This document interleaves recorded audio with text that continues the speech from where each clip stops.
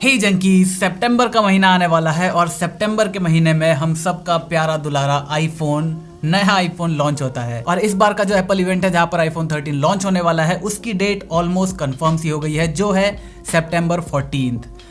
अब यहाँ पर लीक्स की माने तो लास्ट मोमेंट पे कुछ ऐसी लीक्स जरूर निकल कर आती हैं जो बहुत ही ज्यादा कुछ अजीब सी होती हैं, और इस बार भी ऐसा ही कुछ हुआ। जी हाँ, आपके आईफोन 13 के अंदर आप विदाउट सेलुलर नेटवर्क के भी कॉल कर पाओगे। मतलब आपका आईफोन 13 अननेसेसरली महंगा होने वाला है। क्यों? आज की वीडियो में इसी के बारे में बात करेंगे, तो चलिए जल्दी से वीडियो को शुरू करते हैं। यहाँ पर आईफोन्स के एक लीकर हैं, मिंची क्यू, आपने नाम सुना होगा। उन्होंने ये लीक करा है कि आईफोन 13 के अंदर आपको LEO टेक्नोलॉजी देखने को मिल सकती है। LEO का मतलब होता है lower earth orbit satellite technology. अब ये है क्या? देखो, हम सबको पता है, हमारा GPS हो गया, हमारा वेदर फोरकास्टिंग हो गया, दुनिया भर की चीजें जो है वो इस टाइम हमारी सैटेलाइट के थ्रू चल रही हैं। ये पिछले 50 साल से हमारी धरती पर हैं, और इनमें से मोस्टली जो है वो होती हैं जियो स्टेशनरी सैटेलाइट्स। जैसे फॉर एग्जांपल, मैंने दिल्ली से ऊपर एक सैटेलाइट छोड़ी, वो दिल्ली के ऊपर जाके बस गई। अब धरती भी घूम रही है और वो सैटेलाइट जो है वो उसी स्पीड से घूमेगी कि वो हमेशा दिल्ली के ऊपर रहे। तो ये जो सैटेलाइट्स होती हैं, नंबर 1 ये धरती से बहुत ज्यादा ऊपर होती हैं। नंबर 2 इनका वेट बहुत ज्यादा होता है, मतलब ये साइज में बहुत ज्यादा बड़ी होती हैं। अब इस चीज से प्रॉब्लम ये आती है कि हम यहाँ से डेटा ट्रांसफर उतनी ज्यादा स्पीड में नहीं कर पाते, क्योंकि अगर हम सैटेलाइट से कोई भी डेटा भेजेंगे तो उसको यहाँ तक आने में टाइम लगेगा। हम यहाँ से किसी भी डेटा के लिए रिक्वेस्ट करेंगे तो उस यहाँ से वहां तक जाने में उसको टाइम लगेगा, लेटेंसी हमारी बढ़ जाती है। तो इसी चीज को ओवरकम करने के लिए कॉन्सेप्ट निकल कर आया LEO का, लोअर अर्थ ऑर्बिट सैटेलाइट्स का। और ये कोई हाल ही में जनरेट हुआ कोई नया कॉन्सेप्ट नहीं है, ये साल 2000 से काम इस पर चलता हुआ आ रहा है। और अभी आपने स्टारलिंक का नाम सुना होगा, जो एटमॉस्फेयर में करीब 30,000 सैटेलाइट का एक जाल बनाने वाली है। मतलब अभी उन्होंने फरवरी में अपना 5th स्लॉट भेजा है 60 सैटेलाइट्स का। मतलब टोटल अभी स्टारलिंक की 600 सैटेलाइट्स ऑर्बिट में घूम रही हैं। जो हमारी अभी की नॉर्मल सैटेलाइट्स है वो करीब 36,000 किलोमीटर ऊपर होती हैं। ये वाली सैटेलाइट्स धरती के सरफेस से सिर्फ 2,000 किलोमीटर की ऊंचाई पर होंगी। अब इससे फायदा क्या होगा? इससे फायदा ये होगा जो हमारी लेटेंसी है वो बहुत ज्यादा कम हो जाएगी। इससे नुकसान क्या होगा? इसकी जो स्प्रेडनेस है, जो इसका एरिया कवर करेगा ये, वो बहुत ज्यादा कम हो जाएगा। जैसे फॉर एग्जांपल, हमारा 36,000 किलोमीटर पर जो है वो हमारे अर्थ पे इतने एरिया को कवर कर सकती है, लेकिन यहाँ से जो ये सरफेस एरिया को कवर करेगा वो सिर्फ इतना सा होगा। और स्टारलिंक सिर्फ अकेली ऐसी कंपनी नहीं है जो इस चीज पर काम कर रही है। आपके अमेज़न हो गया, आपका लंदन बेस्ड कंपनी है OneWeb, वो है, और दुनिया भर की दूसरी भी कंपनीज है जो इस चीज पर लगातार काम कर रही है। फ्यूचर में हमें इंटरनेट के लिए, मतलब गांव एरिया हो गया, कहीं भी हो गया, हमारी पूरी अर्थ जो है वो इंटरनेट से कवर्ड हो जाएगी। तो अब क्या सिर्फ यही इसका मेन काम है? नहीं, एक्चुअल में जो इसका मेन काम होगा ना, जैसे अमेज़न जो ट्राई कर रहा है या दूसरी कंपनी जो काम कर रही है, स्टारलिंक जो है जो 30,000 सैटेलाइट लगाने वाला है, उसका मेन काम है कि पूरी धरती पर हर जगह आपको इंटरनेट मिले। बाकी दूसरी जो कंपनीज है जिनका एरिया बहुत ज्यादा बड़ा नहीं है, जैसे आपका अमेज़न हो गया, उसके मेन करीब 3,000 के आसपास सैटेलाइट लॉन्च करने का प्लान है। OneWeb हो गया, उसका करीब 5,000 सैटेलाइट का प्लान है। तो ये जो कंपनीज हैं, इनका मेन काम है आपकी जो फ्यूचर में स्मार्ट सिटीज बनेंगी, वहां पर हर चीज को एक दूसरे से जोड़ कर रखना। आपके मोबाइल को आपके कार से, आपकी कार को आपके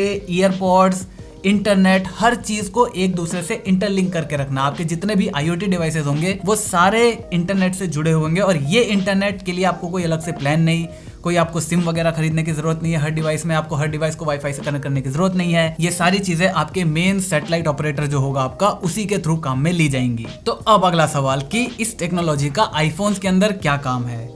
तो आईफोन के अंदर काम यही है जो मैंने आपको स्टार्टिंग में बताया कि आपको कोई भी नेटवर्क कवरेज की जरूरत नहीं होगी किसी को भी कॉल करने के लिए, SMS वगैरह करने के लिए। अब हाँ, यहाँ पर ये चीज कंफर्म नहीं है कि ये जो है वो आपकी, अगर आपको मैसेज करना है तो iMessage काम में आएगा, कॉल करनी है तो FaceTime काम में आएगा। ये चीज कंफर्म नहीं है कि इसमें थर्ड पार्टी का नॉर्मल कॉलिंग का सपोर्ट होगा या नहीं होगा। अब आप बोलोगे कि भाई बिना नेटवर्क के क्या बिना सिम के भी कॉलिंग होगी? नहीं, सिम की जरूरत आपको होगी।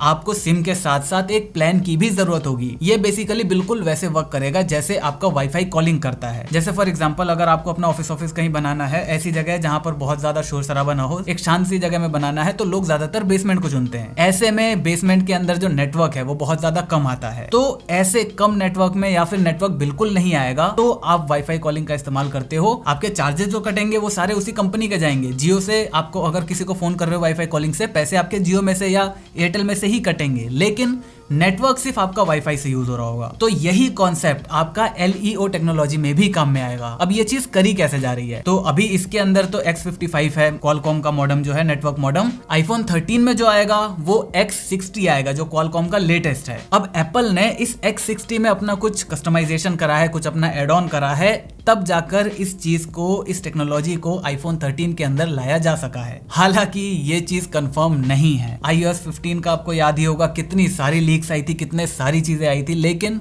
वो चीज कंफर्म नहीं हुई थी। सिमिलरली मुझे 90% नहीं 80% लगा लो, 80% मैं श्योर हूं कि iPhone 13 के अंदर तो ये चीज नहीं देखने को मिलेगी।